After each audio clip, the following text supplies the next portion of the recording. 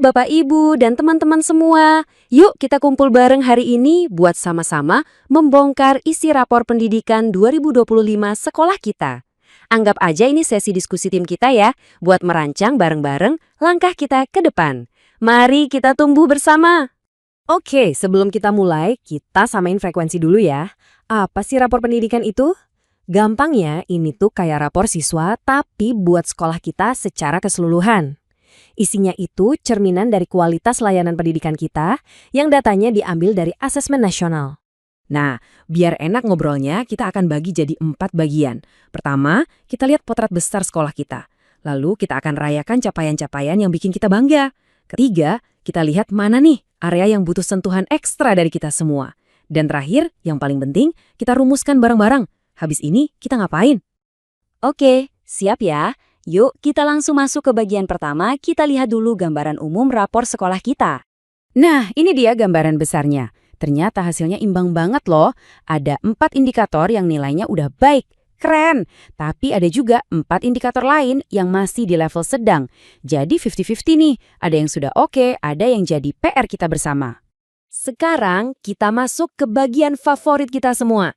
Saatnya melihat highlight drill sekolah kita. Yuk kita lihat di mana aja kerja keras kita selama ini benar-benar kelihatan hasilnya. Siap-siap bangga ya. Kemenangan besar pertama kita ada di karakter murid yang dapat nilai baik dan trennya naik.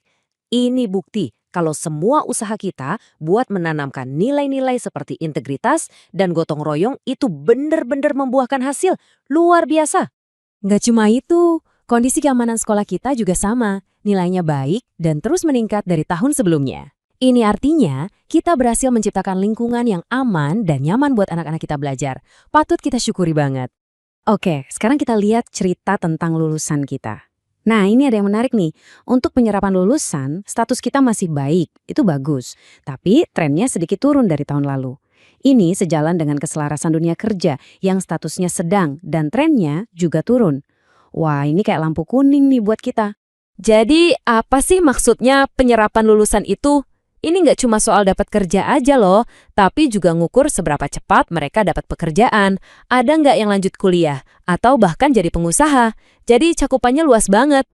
Mari kita beralih ke area pengembangan kita. Anggap aja ini pojok evaluasi atau coaching corner kita. Disinilah kita bisa jujur, lihat ke dalam diri, dan cari cara gimana kita bisa jadi lebih solid dan lebih kuat lagi bersama.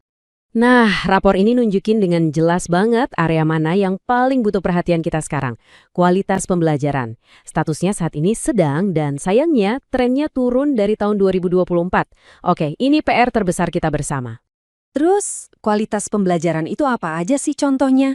Gampangnya ada 2 hal utama. Pertama, gimana suasana di kelas? Udah tertib dan bikin anak nyaman belajar belum? Kedua, soal perhatian dan dukungan kita sebagai pendidik. Apakah anak-anak merasa kita ada buat mereka? Hal yang senada juga terjadi di kemampuan literasi siswa. Statusnya masih sedang dan trennya juga ikut turun. Ini saling berkaitan kan? Dan perlu kita ingat ya, literasi itu bukan sekedar bisa baca. Tapi apakah anak-anak kita paham apa yang mereka baca? Mau itu artikel, surat, atau bahkan novel dan dongeng? Pemahamannya itu loh yang paling penting. Di samping literasi, pasangannya yaitu numerasi juga jadi catatan. Statusnya sama, sedang, dan trennya juga lagi-lagi turun. Numerasi ini juga bukan sekedar bisa berhitung, tapi lebih ke gimana anak-anak kita bisa pakai matematika dalam kehidupan nyata. Paham konsep bilangan, bisa pakai aljabar, geometri, sampai bisa menganalisis data. Nah, ini yang perlu kita asah lagi. Oke, kita udah lihat semuanya, yang bagus-bagus dan juga yang jadi tantangan. Sekarang, pertanyaan paling pentingnya. So, what's next? Apa langkah main kita selanjutnya sebagai satu tim? Ini dia, rangkumannya dalam satu tabel. Jelas banget kelihatan kan, mana yang hijau-hijau dan terus naik, dan mana yang butuh kita suntik energi lebih banyak. Petanya udah jelas banget di depan mata kita. Dan yang menarik, rapor ini sendiri seolah-olah ngajak kita ngobrol.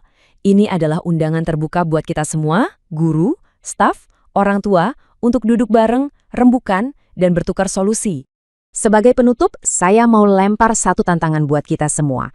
Coba pikirkan, satu aja ide kecil, ide praktis yang bisa kita mulai kerjakan minggu depan untuk mulai mengangkat lagi kualitas pembelajaran bagi siswa-siswi kita. Satu ide saja, kita mulai dari sana.